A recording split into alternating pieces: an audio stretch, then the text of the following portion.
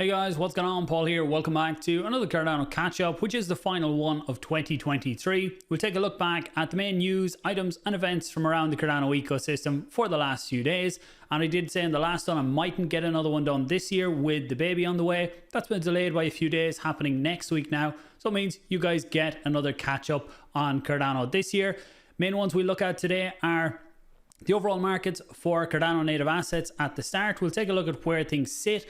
IAGON hit mainnet a few days ago. We'll talk a bit about that and what they have provided. Rosenberg Bridge is live. Cornucopias had an update. Some LBEs happening in early January with fluid tokens and AXO. Minswap potentially burning a large chunk of their supply. We'll get through all of that, maybe a few other bits. Timestamps will be down below like normal. Thanks for all of the support this year. I really do appreciate it. If you get value from this one, please do share it out. Give the video a like, comment questions or anything below. Really does help that algo, and subscribe if you're new. Let's jump into it.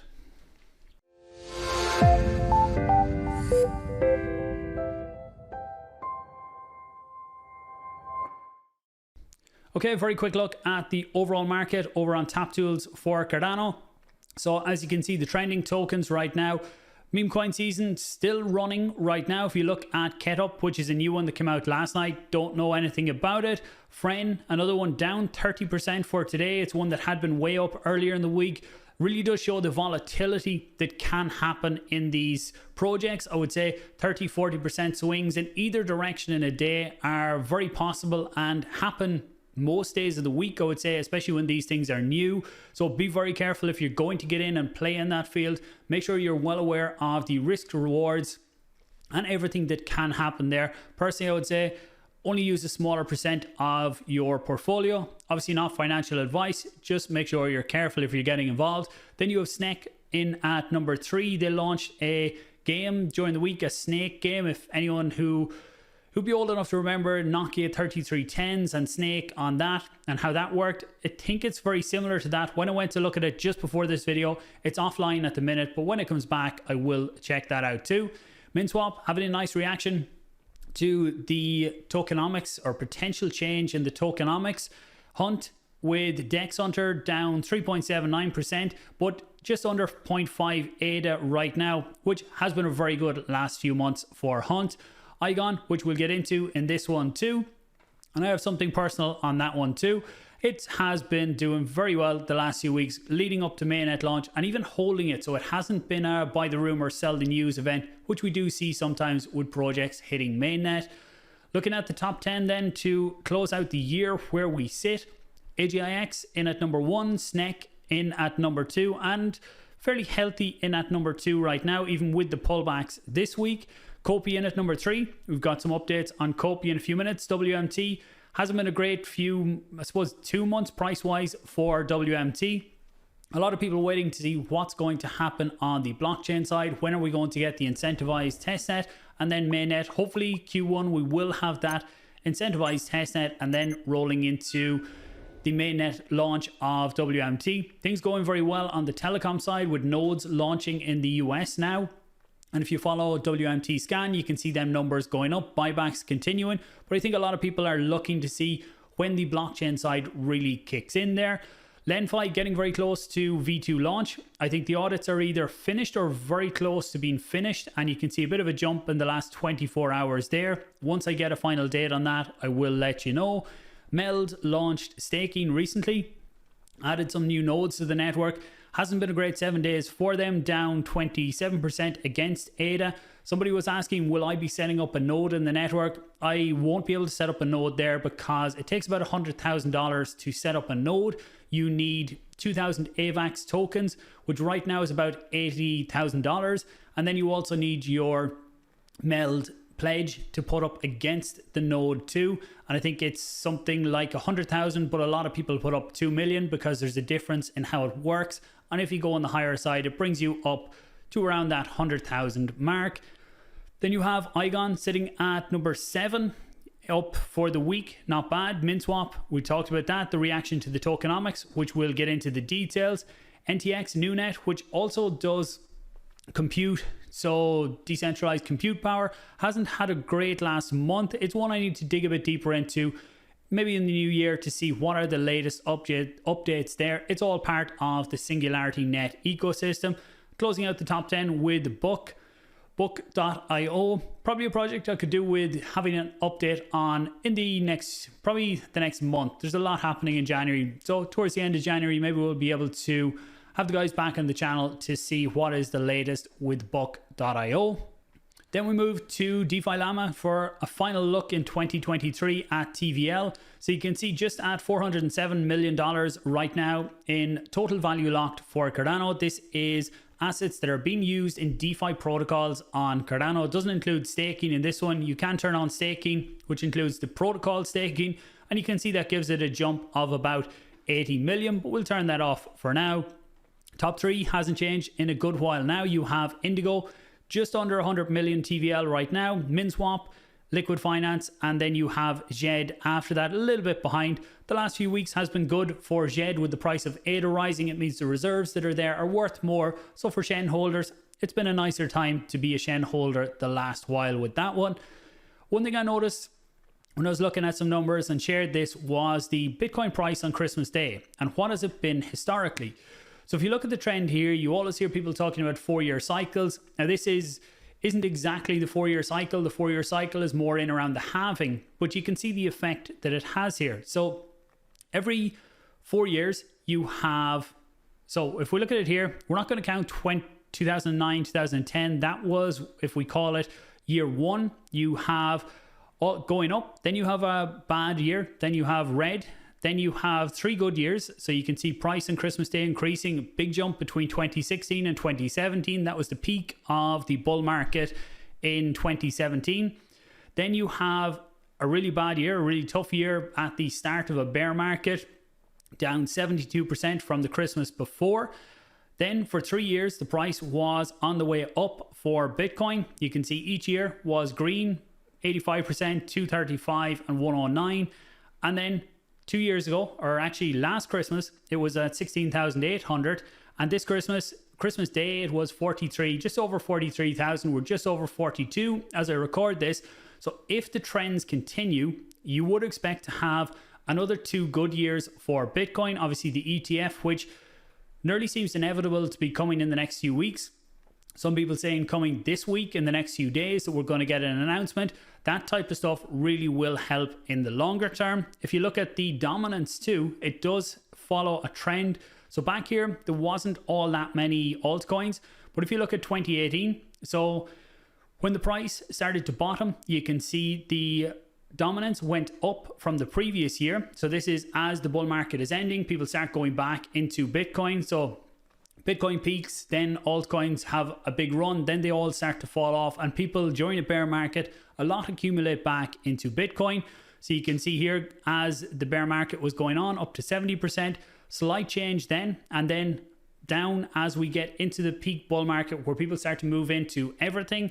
Similar happening now at the bottom, 43%. This year we have seen Bitcoin dominance going up with more people going into Bitcoin. So you would expect as this year goes on, people start getting more into altcoins and trying to explore what else is out there. But we'll look at that as the year goes on. Just thought it was interesting and wanted to mention it.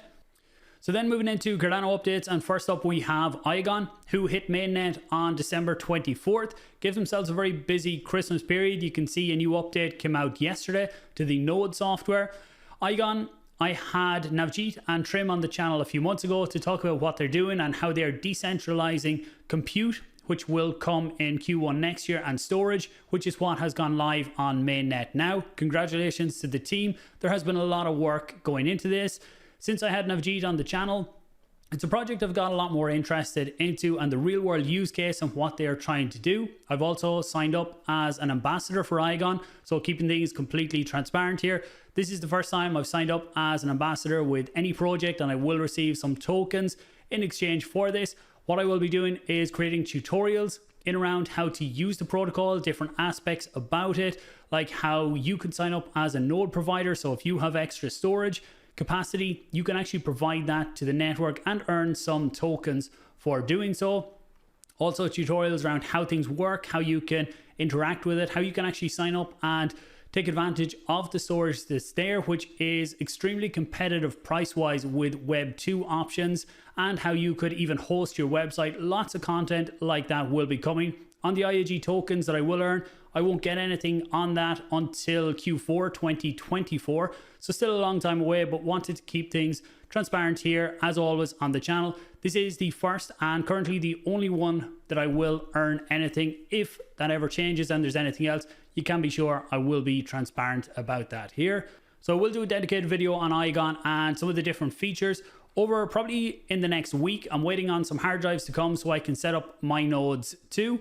But if you look here, there is a step-by-step guide, which I will leave down below for anyone who wants to get a jump start on this. There's some step-by-step tutorials that have been created here, some guides, which are screenshots and steps on what you can do. It is fairly simple to get involved, and I will share this link down below.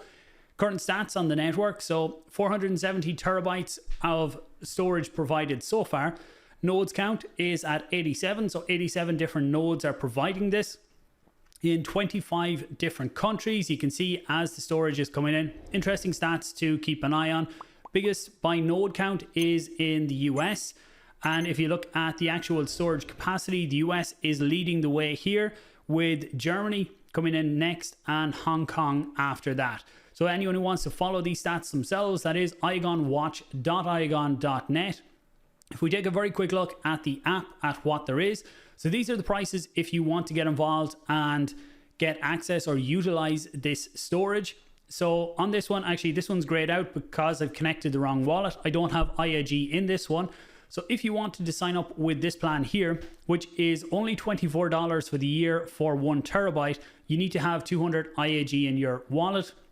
In this one, you need to have 800 and so on. You can see the amounts that you need for getting access to this. In the next videos, I will make sure and sign up during the video to show you how to do it all and how to access that storage. Other things that are here, so provider, if you are going to be a provider on the network, you can do that through here. So in this one, you can come in and add your node. So when you go and you add the node, either on Windows or Linux, then what you will get is an authorization key. So you give your node a name, put in the authorization key, which will mean that it can be linked into your account, and then you will be able to stake your IAG and earn rewards on that. We'll go through all of that. Web, you can host your websites on IAGON, so decentralized website hosting. We've seen Dave put some of the ADA Markets website up there. I've also done it with my own website, testing it out on testnet. I will do that on the mainnet too once I get fully set up here, and we'll cover all of that in videos. Ledger then, if you're looking for, this is your wallet. So fairly simple, easy to use wallet. At the minute, I have one of my Eternal wallets connected up to this, but you will see this up here. You can come in and set up a multi-sig wallet. So if I change to multi-sig and create a multi-sig, it is extremely easy to set this up. So I could set up, give it a name, put in as many owners as I want here. So that means that, and then you have authority required. So how many people need to sign a transaction for it to be accepted? So you could set it up with 3 owners here, and then maybe set it up that 2 people have to sign every transaction for something to be confirmed. Gives a bit of extra security, especially for projects or things like that, where maybe it's a company funds, you don't want one person to be in charge of them. But that's a brief look at IAGON, and there will be plenty of videos coming out there, and hopefully have Navjeet back on the channel fairly soon to talk about that one too. Next up, we look at Minswap. So they have a very interesting proposal put forward here. Actually, we'll go straight into it. So Minswap token burn. So on Cardano, sometimes talking about burning tokens isn't seen as a good thing, but when you go through this, I can definitely see why they're looking at potentially doing this and why I think they will be burning tokens. It's up to the community how much will actually be burned. So essentially, I'll leave a link if people want to read it, but when they created the tokenomics, they didn't know exactly what would be needed. And when they're looking back at the tokenomics now, it does look like a lot of the supply that is destined to come out over the next years probably isn't actually needed. And this has been a concern of holders of the token and people looking at it, of why they mightn't get into the token, was because there's just too big of an overall supply. So when you start going down through it, they do explain a lot about the background and burn, reasons for a burn, why you might want to burn. And if you look here at the current emission schedule, so this is looking at other dexes, even on other on other chains, not just on Cardano where they sit. So right now they would have 23 years for emissions on the protocol. You can see Vi Finance has a massive emissions of 58 years before they will be fully distributed. And then you look back over here, Wing Rider's in at 2.8, Musi 3.6, Uniswap 4, Spectrum 4, Sunday 5.3. So at 23 years, Minswap is really pushing things out. So there are reasons why you would want that to be lower. There's reasons to keep it bigger. It means you can keep giving more farming rewards and stuff like that too. But what you really want is the protocol to get to the part where it's earning fees. And Minswap are really pushing towards that, where the protocol can earn fees rather than having to distribute tokens from a wallet and bringing more and more into supply. If a protocol can actually earn fees from the protocol and make it self-sustaining like that, that is a far healthier model for going forward for the protocol and for token holders that are a part of it. So the options then for the vote will be option 1, no burn. So this means everything stays exactly as it is right now, resulting in 20% in circulation right now and 22.8 years of, I was going to say vesting, but emissions to come over the next 22.8 years. Option 2 will be burn 20%, which would be 18% from yield farming and 2% from the dev fund. That would take the current circulation to 25% because you're taking some off the overall market. Option 2 would be burn 20%, 18% from yield farming, 2% from the dev fund. That would mean that currently the circulating supply would be 25% and reduces emissions to 15.8 years.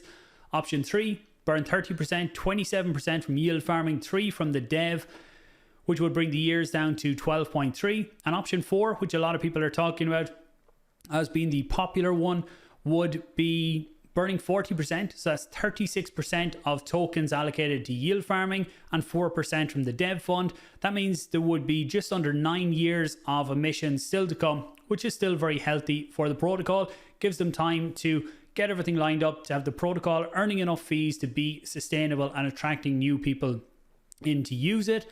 If this was passed, that would mean that in around 34% of min would be in circulation at the time of the burn. As we get more information, as we see what happens on this, can we see the votes? So this one here is a temperature check to see should this go to a proper vote. I think it's a resounding yes that this should go to an on-chain vote where min holders will be able to vote on this. As that comes up, I will let you know. So if you are a Minswap or a min token holder, you can get involved in that too. So Cornucopias have some new updates. A new release has come out, Kaleido Pavilion. So anyone who has been watching some of the Kopi cafes and seeing how things have been progressing, before this you went into a small little waiting lobby for racing. Now when you want to go into racing, you come into a new pavilion, and again in early January I'll get a video out, maybe a live stream with other people involved or pre-recorded. Let me know below which you would rather see. Now you come into a new area and there is a new game added there too. Actually, the best place to look at this is I'll let this play in the background. This was the latest Kopi Cafe. So you can see when you come in now, rather than a small little room, you're coming in here. When you come up through the elevators, you'll see the guys walking around here a bit to see what all it entails. But one part that I wanted to get to was the new game that is now part of it too. So you can see a lot more things for you to look at in around here. But there's also a new game, Rumble Ball. I haven't got to play this yet, but I will try and play it maybe in the next few days. And the quality mightn't come through because I'm recording YouTube here, the quality for you. But make sure you go and check out Kopi Cafe to get all of the latest. And I'm looking forward to seeing how this one plays out and how they expand this over time. But great to see new aspects coming into it and the new area. Looking forward to exploring that. And next up, we have Rosenberg Bridge, which has now gone live. This is a bridge between Cardano and Ergo. And the first assets that you can bridge on this are ADA, ERG, RSN, ZIG USD, and ZIG RSV. That is their version of ZED and Shen. So this is, first up, it's a bridge between Ergo and Cardano, but they are going to expand this to other chains in time. If we check out their site here, you can see it's an open source protocol for cross-chain asset transfers. When you Now, actually, Fareed done a really good video breaking down a lot more on this, so I might leave a link to that one down below for people who want to get more insights into the different aspects of how it all works. But anybody can actually set up a watcher on the Cardano side or on they show Bitcoin here, but currently on the Ergo side, so you can run the software on your own server and you can be a part of the network and earn from being a part of it. In the middle, there is the guard set. All of the assets are stored, you can see here, in cold storage, which I always like to see, because when you're bridging assets, there's always that risk of a hack. If the bridge is hacked and if they're using hot wallets, then you can be left holding a token on the other chain that you have bridged over, and there could be nothing to back that up. So it's actually worthless if it's hacked. So anything that uses cold storage is always a good security aspect to have for me. So when you come in, you select your source, which I selected as Cardano. Target would be Ergo. Tokens so far, the ones we've already mentioned. So you have ADA. Put in the amount that you want to transfer. So if you want to transfer 50, then you could see right now the fees. I'm hoping these fees do come down because they are fairly high fees right now. If you look at the transaction fee is fine, but if you look at the bridge fee, 16.7 ADA, and then that brings the minimum transfer is this. So there's going to be 16.7 ADA in fees. So if I was transferring 50 ADA over, you can see I would only get 33 ADA. Now, if I change this, you can see if I put 5,000, the bridge fee is 25. So actually, that didn't add up there. Adding the 25 and the transfer fee, that should add up there. Or if I look at 1,000, you can see the fee is down here. So it's not just a percentage. There are set fees and it looks like tiers. So hopefully for the lower amounts, the fees can be improved. But if you are looking to transfer lower amounts, then maybe wait and see what happens with the fees. Grid C options like this out there and safer ways to bridge funds. As always, if you're bridging funds, be cautious with it. Make sure you look at it, you're happy with it, because when you're bridging funds, there's always a risk, because even if you hold the assets in your wallet, you don't 100% have control, because somebody else has the asset that actually backs up what you have in your wallet. But like I said earlier, cold storage is definitely a good aspect to have in there. Then we look at Fluid tokens. So Fluid tokens, their liquidity bootstrapping event has been postponed and it's now going to happen on January 18th. So I have a video coming out in the next few days with Fluid tokens. We actually recorded it probably 5 weeks ago and it got lost in the pipeline. So I will have that one out in the next few days. And that's more looking at what Fluid tokens is, where it came from, some of the earlier aspects of it. And I'll put a little bit on the front of it to explain what's going on now and talk a bit more about their liquidity bootstrapping event. But this is allowing you to unlock liquidity through lending and borrowing. They did move it due to the AXO trade. They don't call it an LBE. What do they call it? So they call it an LSE, which is a liquidity seed event. That one's happening on June 9th. So they wanted people to be able to get involved in both if they wish. We haven't got any more details on the assets that will be accepted for the AXO one. So what I might do at this point is wait until January 9th. I'll do a video on January 9th when this does launch to show you how to get involved if you want. But unlike something like if we look at Fluid tokens who are using Minswap, normally what happens there is you have a certain amount of days to put ADA in, and then at the end of it, the price is decided by the amount of Fluid tokens and the amount of ADA that was put in. That decides the initial launch price and everybody gets their LP tokens from that. With AXO, they're allowing you to put in different assets. So what's going to happen with that, we don't fully know yet, but if we get information on it before the launch, I'll put out a video on it. But if not, I will do one on January 9th to show you how it all works, because look, you do have the few days for it, so I wouldn't be worrying about trying to get in on the first minute unless something comes out that says there's incentives for that. But from what I've read so far, I don't think there is. And then there's the site on January 9th. This should change, so 8 days, 22 hours from recording here now. Thanks for watching, guys. Like I said in the beginning, thanks very much for watching throughout 2023. I look forward to 2024. Hopefully you had a good Christmas, Happy New Year, and I will talk to you guys soon.